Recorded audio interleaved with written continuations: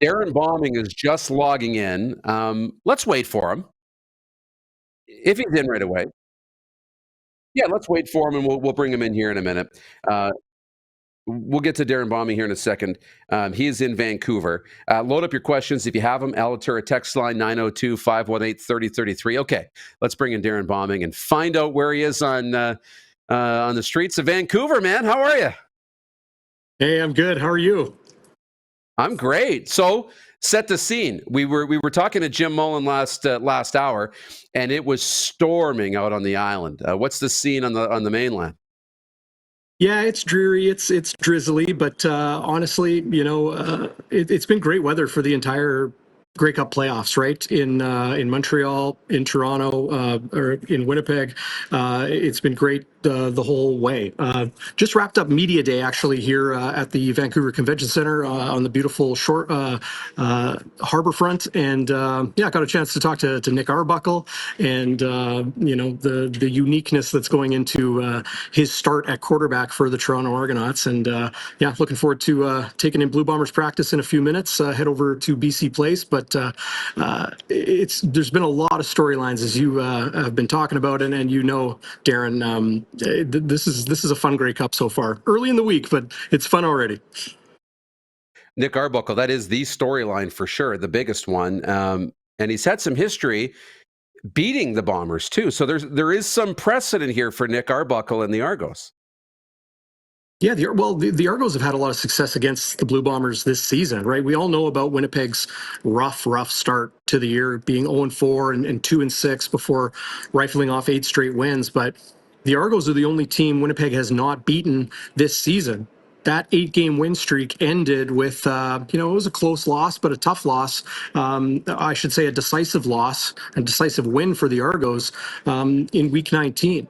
If it's scheme, if it's, matchup, if it's the players, it could be a variety of things. But I do know this. With Winnipeg being in their 5th straight Grey Cup, winning the first 2, losing their next 2, and that first of those 2 losses to the Toronto Argonauts in Regina, I think you can, it's like fool me once, shame on me, fool me twice, or pardon me, fool me once, shame on you, fool me twice, shame on me. See, I sound like George Bush getting that one mixed up, right? But I don't think Winnipeg is going to approach it in, we're not going to let them get us this time. I think they know that the importance is staying truly focused, and I've talked a lot over the last couple years really about head coach Mike O'Shea and that mentality that he has just hammered into the fabric of this Blue Bombers organization, top to bottom, football personnel people, non-football operations people as well. They're going to prepare, and I don't know if the Argos are to counter that. I don't know if the Argos deserve to be as heavy the underdogs that they are. I think Vegas is just trying to get people to put some money on Toronto. I know that line was up to 10.5 at one point. Wild stuff. Where do you sit on the Bombers and the Dynasty talk? It was a heavy conversation at TSN Sports Center this morning and last night. Sure. Some saying they got to win a third one to be considered a dynasty. Where are you on the Dynasty talk?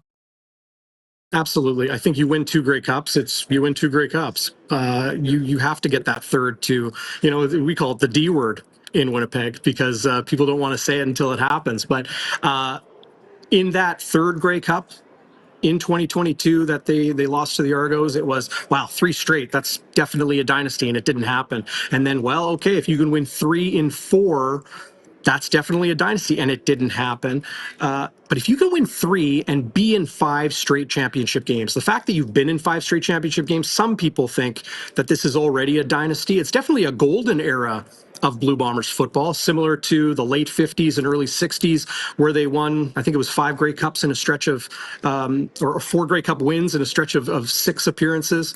1984, 88, and 1990 with my broadcast partner, the legendary Chris Walby, come away with those rings. Probably should have had a few more, or a couple more at least, championships in that run. 1983 maybe most notably, but this Blue Bombers team with Zach Collaros at quarterback, Mike O'Shea at head coach, Kyle Walters, doing exemplary work as GM and his scouting staff, Ted Gavaya, Danny McManus, the assistant general managers, not just finding new talent every year, because they find new guys every year. Ontario Wilson, 1,000-yard receiver, unearthing Evan Holm and Dietrich Nichols and finding these starters every single year. But it's also being able to retain that group and making it all work under the salary cap. And, they don't break it. If they have broken it, last year, I think they were over $20,000, which, I think half the league was over it some amount. It's been very, very impressive work. But yeah, I'm with you. I think you need to win that third. Combine that with 5 straight Grey Cup appearances, that would be a dynasty. I think I'd have to do more thinking on it if they lose a third straight and only have 2 rings in 5 games to show for it. Before we let you go, and I know you'll get going to practice and all the rest, tell me about Ted Wyman and the legend there. Yeah, Ted, dear friend of mine, of so many in Winnipeg and Manitoba, born in Brandon, Westman guy, has connections in Saskatchewan as well. It is wild how, the courageous battle he had went the way it did. He was so hopeful. We were all so hopeful when, the diagnosis came about in the spring, and it just seemed like he had no fortune in every step of the way through the season. It was even a week ago where, his colleague and good friend of ours, Paul Friesen of the Winnipeg Sun, like a week ago, we went and saw Ted, and Ted's still talking about when he's coming back, not if, when he's coming back. And then pretty quickly, things turned on him, but he passed away Saturday morning. And it's almost like he was shining down on his hometown Winnipeg, because it was a truly super sports Saturday in Winnipeg. You had the Jets capture their NHL record-breaking 14th win in their 15th game of the season. And then later that night, the Winnipeg Blue Bombers winning the West Final in very convincing fashion, getting to a 5th straight Grey Cup game.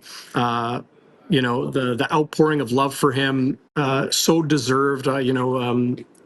I know people who were closer to Ted than I was, but, I spent a lot of time with him at work, at play, and then to be at a Grey Cup where he really embodied who he was at Grey Cup week, working hard, playing harder, and just being in the fabric of Canadian sports. We're honoring Ted with this patch. I actually, the morning he passed away, I designed that up quickly. I thought that was a little bit more Ted style than just like a traditional TW block letters, that you'll see initials honored, for fallen friends. But yeah, he's the topic of conversation in such a respectful and heartfelt way.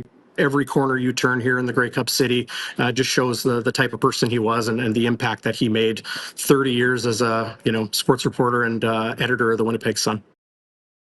Wonderful thoughts. Great tribute. The sticker, well done. We saw everybody's wearing them. Even Dinwiddie was wearing it on the Argos shirt. So that just tells you just the level of impact and what this means. And Grey Cup's such a tight community. I know tonight, this is the one thing that I'm most sad to miss is the media event tonight. And I know that'll be a big part of it too. So enjoy it. Say hi to everybody for me. And I know with a heavy heart, enjoy Grey Cup week as best you can. Appreciate you, Moose. Thank you. And thanks for letting me share about Ted. Yeah, everybody loves him. So thank you. Awesome.